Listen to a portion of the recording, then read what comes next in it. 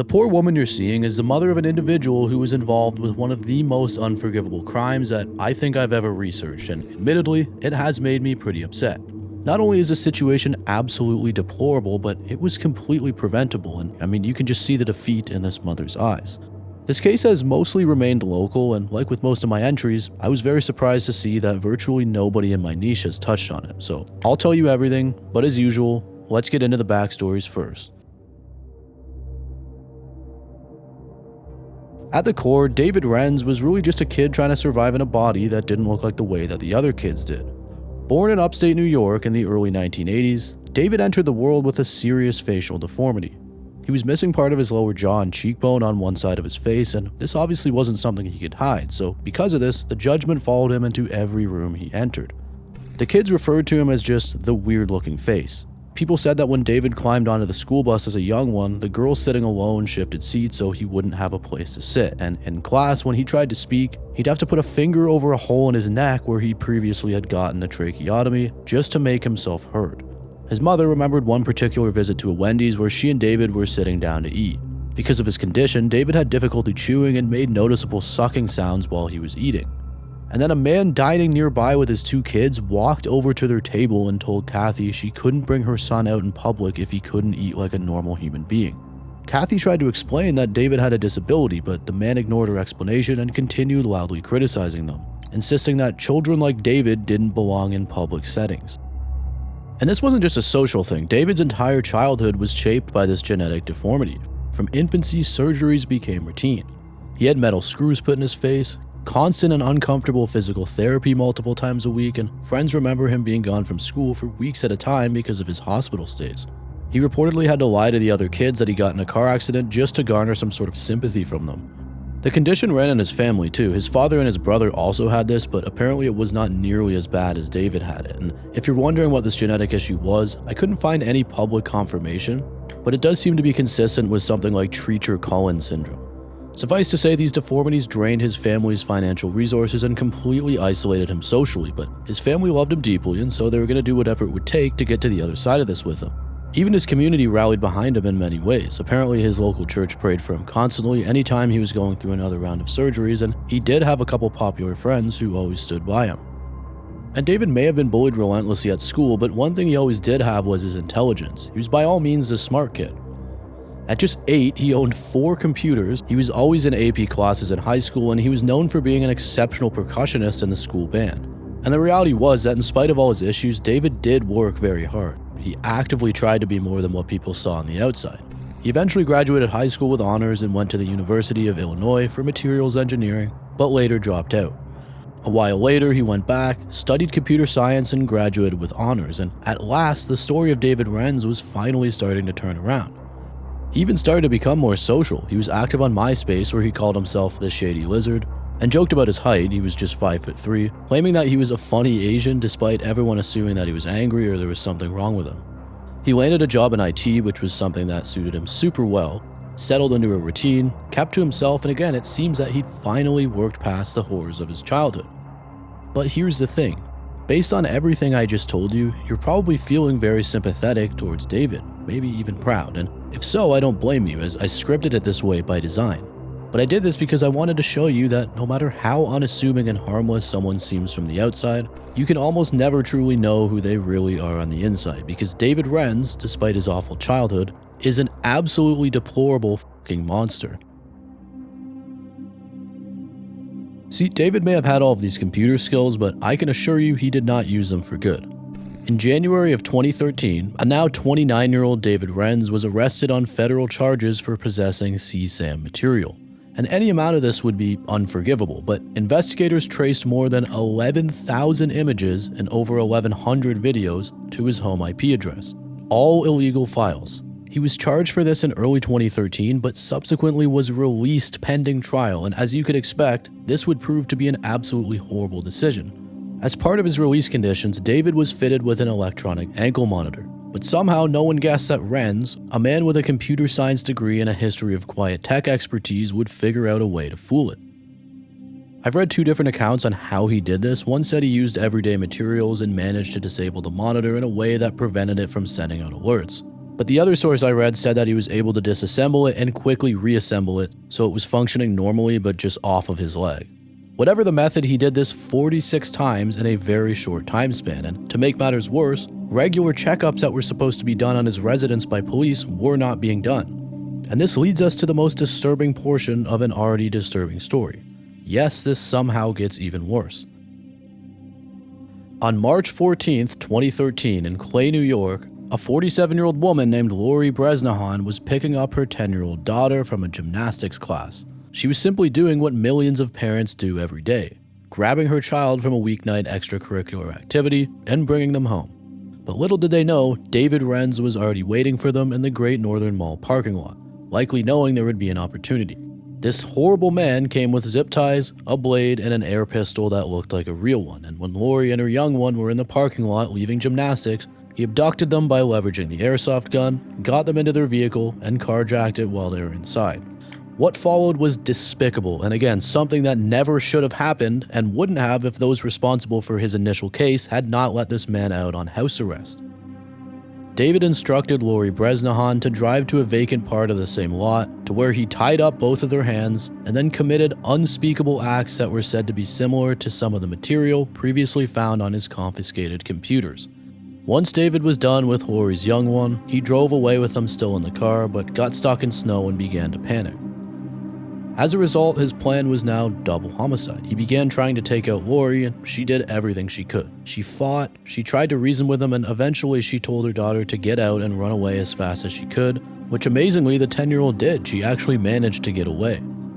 But Renz, using a knife, was still able to overpower Lori, and unfortunately she would end up later passing as a result of this altercation. Her daughter would have been next, but because of their bravery, she escaped and flagged down some passing motorists. Police caught Renz in a nearby forest not long after. The motorists who found Lori's daughter did everything to help her and were deeply affected by this situation, like some of their accounts are genuinely heartbreaking. Their names were Bill Craig and John Harka. They were both in their late 40s, and they are absolute heroes. Apparently when they first saw the girl, she just looked up at them and knew she was safe with them. Here are some direct quotes from Craig. "There's not a night that goes by that I don't close my eyes and see Lori as I go to bed. It's something very awful. What John and I saw that night, most people will never understand, nor could they even imagine. It's something you don't even see in movies."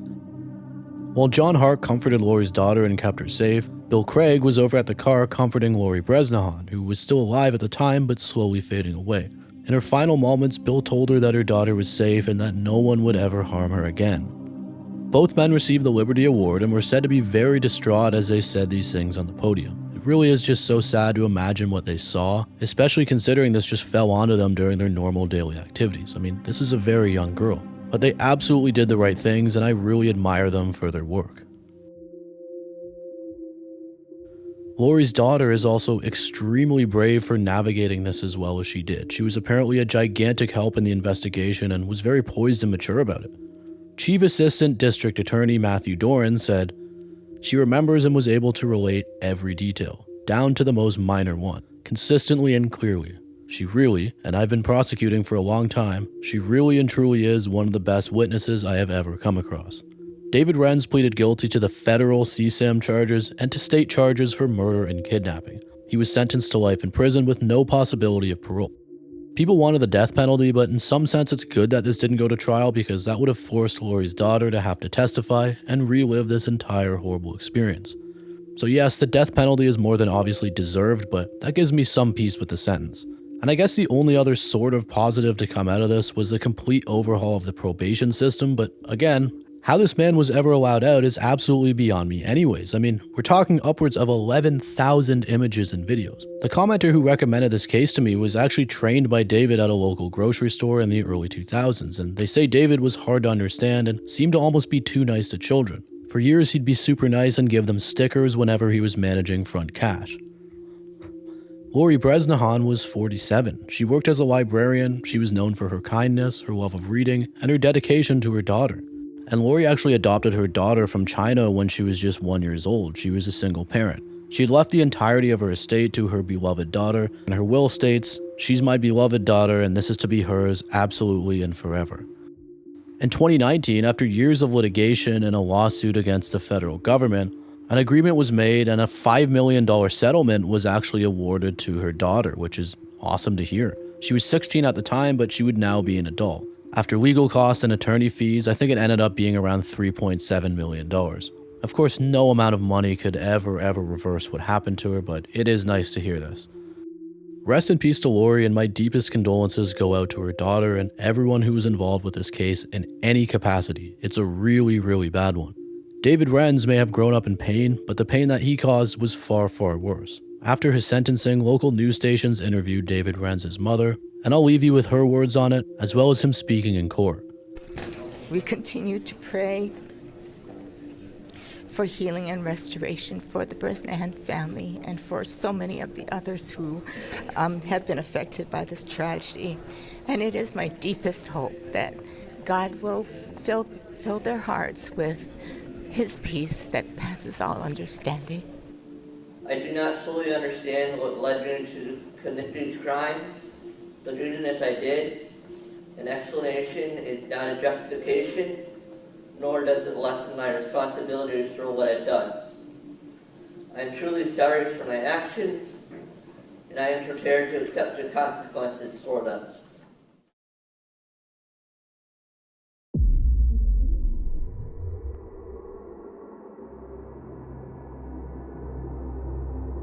This case was recommended to me by someone in my case suggestions channel on my Discord, link will be below, and as soon as I read it I knew I had to look more into this. It's really obscure, and honestly it's just sad in every single way. November 30th, 2003 marked the final day of 17-year-old Kamar Campbell's Thanksgiving break. And this really wasn't a day that you'd expect to go bad in any sense. Kamar was just wrapping up an afternoon that he spent playing basketball with his younger brothers near Riverland Elementary in West Fort Lauderdale, the very school they all attended. Now, they weren't exactly looking forward to going back to school, but they had a blast together on this final day. They tested each other as usual, and because Kamar was the oldest of the group and had been obsessed with the game his whole life, he was always a little better. And by around 4:15 p.m., their game ended, and Kamar, along with his 13 and 15-year-old brothers, headed home on foot. As they walked along the busy West Davie Boulevard, bouncing a basketball and joking together, they passed by Shanghai Garden, a small Chinese family-run restaurant. Now, they were familiar with this place, but they had no plans to eat there. Instead, something that can only be explained as the impulse of a teenage boy happened. In a sudden, unexplainable moment, Kamar reached out and struck one of the restaurant's large glass windows. The glass shattered sharply and loudly, and he lost his footing and ended up falling into the broken glass. One sharp section went into his wrist, supposedly down to the bone, and another large piece broke free from above and dropped directly down onto him, severing his jugular and reportedly even puncturing a lung in the process. And despite the severity of this situation, Kamar somehow pulled himself up and stumbled back onto the sidewalk as his brothers looked on, obviously completely horrified. You can only really imagine what his brothers saw. This was a severed jugular. And in a state of shock, Kamar continued moving towards home but collapsed on the curb at Southwest 25th Avenue. Bystanders and drivers very quickly gathered. Some stopped to help. Josette Nash, a trauma nurse, called 911 immediately and tried to control Kamar's injuries. But sadly, Kamar wouldn't make it through his injuries. At home, Sheila Frazier, Kamar's mother, was preparing for work when she was alerted by one of her son's urgent cries. Racing to the scene, she found her son's body partially covered by an emergency blanket. Sheila noticed that he'd been trying to reach home before he collapsed, and the grief absolutely overwhelmed her. She reportedly cried, "My baby, oh my God." The tragedy deeply affected their family, especially his mother, Sheila. She reportedly didn't wash one of his shirts for almost a year and wore it a couple minutes every day just to get a whiff of his scent. And it really does appear that she was never the same person after this event. It truly crushed her.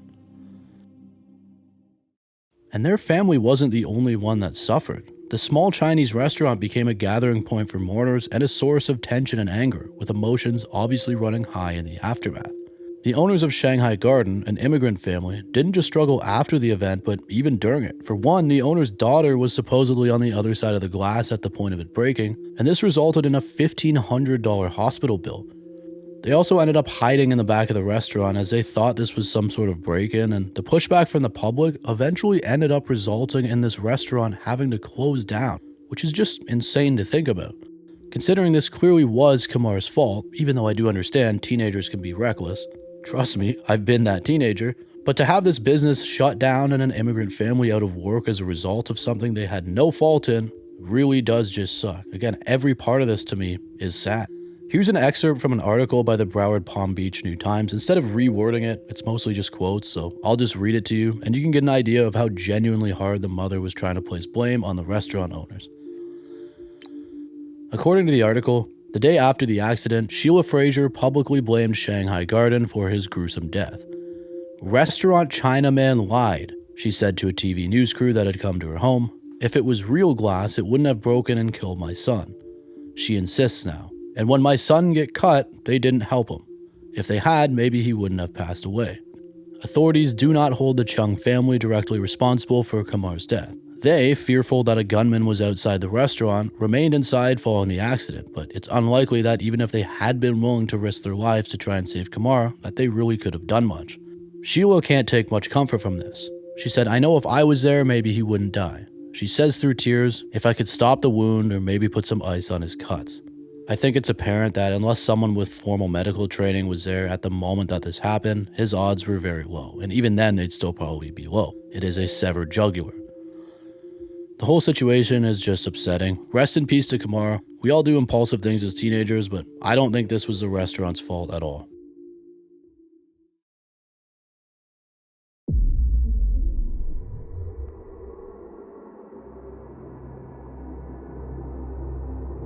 This story begins with a 19-year-old woman named Tiana from Serbia.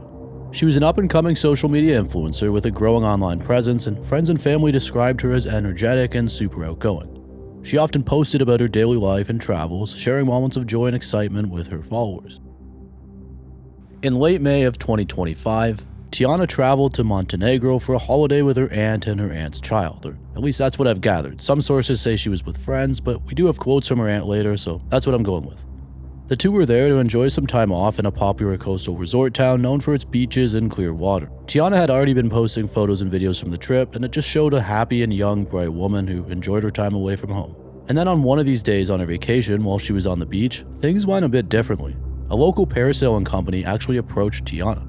She thought it was going to be some salesy thing, but they instead actually offered her a free parasailing flight in exchange for video footage that both parties could use on social media to help promote. So she would put some eyes on the parasailing company and vice versa.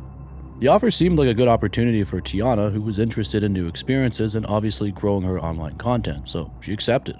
And this footage would end up being shared on social media, but not for the reasons they had initially planned. On May 28th, the day of the parasailing flight, the weather was clear and calm. It was really just ideal. Tiana was seen smiling and attentive during the safety briefing that was given by the parasailing staff. She appeared relaxed and confident as the operators fitted her with the harness and life jacket. And before taking off, she waved at her aunt on the shore with complete joy. And so the parasail was lifted into the air and Tiana was carried approximately 50 meters or 164 feet above the Adriatic Sea. The flight began as expected, with the parasail slowly rising and moving over the water, and at first the moment seemed to match the kind of content that both parties wanted to capture. However, partway through the flight, Tiana began to panic. This experience was not at all what she expected, especially when she started to get a little higher up, and she was terrified. She struggled with her harness and life jacket, visibly very uncomfortable. This eventually evolved into a full-blown panic attack. And now, what happens next may confuse some people, but in moments of sheer panic like this, many people do incredibly unexpected things or make poor decisions that, outside of a panic state, would seem completely counterintuitive. And in Tiana's mind, she became dead set on just getting out of this thing. The fear of heights and just the discomfort of being locked in was kicking in at full force, and it became an instinct to try and get out. And unfortunately, at some point, she managed to unbuckle the waist belt of her harness and slip free from the equipment. All of this is caught on the recording. Of course, I'm not going to show the final part on here, but it's about exactly what you'd expect. You don't see much anyways. Tiana sadly fell all the way down into the sea below. Emergency services were called immediately and rescue teams arrived and recovered her body, but she was pronounced deceased at the scene. There was no chance of revival in a situation like this. Authorities in Montenegro quickly launched a full investigation into the incident. The owner of the parasailing company expressed shock, stating Tiana had shown no signs of fear whatsoever during the safety briefing or takeoff, and he, like most others, suggested this was a sudden panic or uncontrollable fear. Of course, this is very recent, so I haven't seen too many updates, but officials began reviewing safety procedures right after. They're looking at things like equipment functionality and obviously the footage.